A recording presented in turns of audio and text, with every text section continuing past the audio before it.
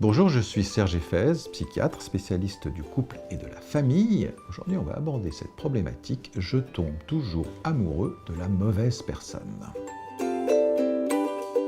Vous tombez toujours amoureux ou amoureuse de la mauvaise personne. Donc ça signifierait qu'il y a des bonnes personnes et des mauvaises personnes pour vous. Ça, c'est peut-être la première question à se poser. L'autre n'est jamais totalement bon ou totalement mauvais pour vous. C'est plutôt la fabrication du lien, la fabrication de la relation, le fait que on va changer, évoluer ensemble, s'aider l'un avec l'autre, qui permettent de déterminer si le couple que vous fabriquez ensemble vous convient ou pas. Mais justement, se poser les questions sous cet aspect-là de la mauvaise personne, ça peut donner un certain nombre d'idées sur ce qui fait que c'est une mauvaise personne, ou plutôt que vous avez le sentiment que c'est une mauvaise personne pour vous. Ça peut être une mauvaise personne pour vous parce que, justement, vous êtes vous-même dans la répétition. C'est-à-dire que vous choisissez quelqu'un qui va toujours avoir le même rôle vis-à-vis de vous. Vous pensez consciemment que ce rôle vous est utile, que vous en avez besoin, mais en fait, ça n'est pas si sûr. Par exemple, vous choisissez toujours un homme protecteur et un homme avec qui vous allez avoir un certain degré de soumission parce que ça vous rassure, parce que vous avez une certaine insécurité intérieure et qu'un homme un peu carré, protecteur, qui va prendre des décisions pour vous, vous vous dites que ça vous convient très bien. Et puis, au bout d'un certain temps, vous dites « Ah, non, c'est la mauvaise personne ». Ce qui est peut-être à interroger, c'est votre désir. Est-ce que vous avez réellement besoin d'un protecteur? Ou est-ce que le protecteur, c'est la répétition d'une relation que vous avez eue avant, peut-être avec un papa protecteur, et qu'au fond, justement, vous avez plutôt envie de changer inconsciemment et que vous reprochez à l'autre exactement ce pourquoi vous l'avez choisi. Ça peut être une raison d'être dans ce sentiment d'être avec la mauvaise personne. Le deuxième aspect, c'est que peut-être vous choisissez quelqu'un avec un certain nombre de qualités et de défauts, mais avec l'idée que vous allez le changer. Vous allez le changer ou la changer exactement selon le portrait robot du partenaire idéal que vous avez envie d'avoir. C'est-à-dire que vous avez une âme de thérapeute et vous choisissez toujours quelqu'un en vous disant « Voilà, c'est exactement là que j'ai envie de le conduire pour qu'il devienne le ou la partenaire idéal pour moi. » Or, l'autre, on ne le change pas. Ce qu'on peut changer, c'est le couple, pas l'autre. Et donc, vous vous heurtez toujours à ce même sentiment d'insatisfaction. C'est pas le bon. C'est pas le bon, pas parce que c'est pas le bon, mais c'est pas le bon parce que je n'ai pas réussi à le changer selon le portrait idéal du partenaire que je recherche.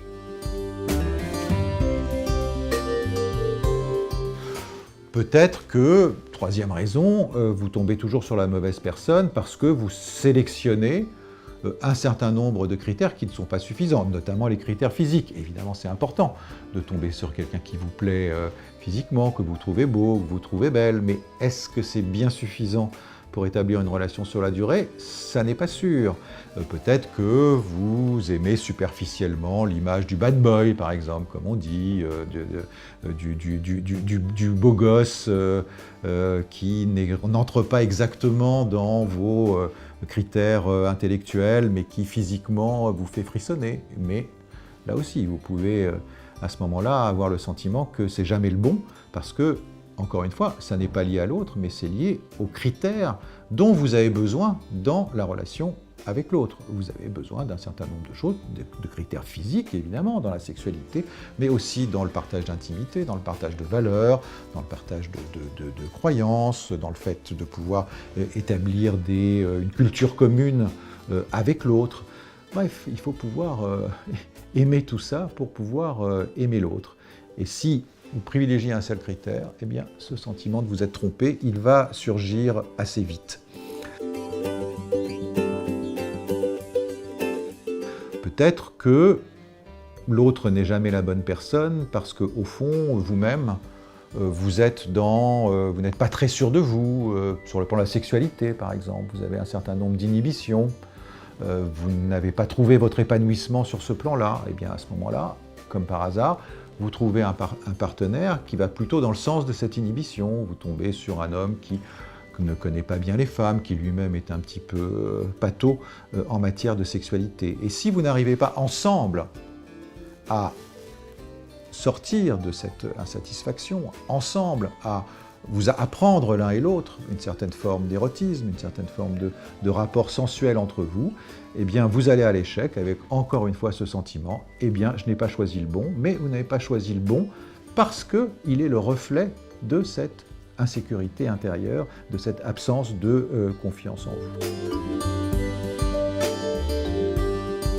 Le dernier critère qui fait qu'on va avoir le sentiment d'avoir choisi la mauvaise personne, c'est de choisir absolument quelqu'un pour sortir de la solitude, parce que la solitude est insupportable.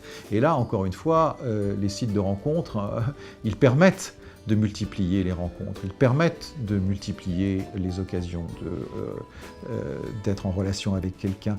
Ils évitent d'être dans le fait de s'approprier une certaine solitude, mais une solitude positive, qui fait qu'on trouve une certaine confiance en soi, une certaine stabilité, une certaine façon de se sentir fort, sans la relation affective, sans que la relation à l'autre devienne un besoin et pas le désir d'une rencontre, le désir d'une fabrication de couple.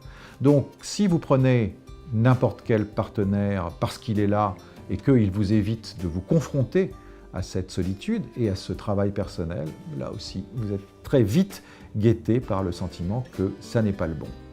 Donc en conclusion, moi j'aurais envie de dire, il n'y a pas de bon ou de mauvais partenaire. Évidemment, il y a des partenaires qui vous correspondent plus ou moins, mais si vous répétez inlassablement ce sentiment d'échec, ce sentiment que vous ne tombez jamais sur le bon ou jamais sur la bonne, c'est davantage soi qui est à interroger autour de ça, autour de ses attentes, autour de ce qu'on demande à l'autre, autour de la confiance qu'on peut avoir en soi.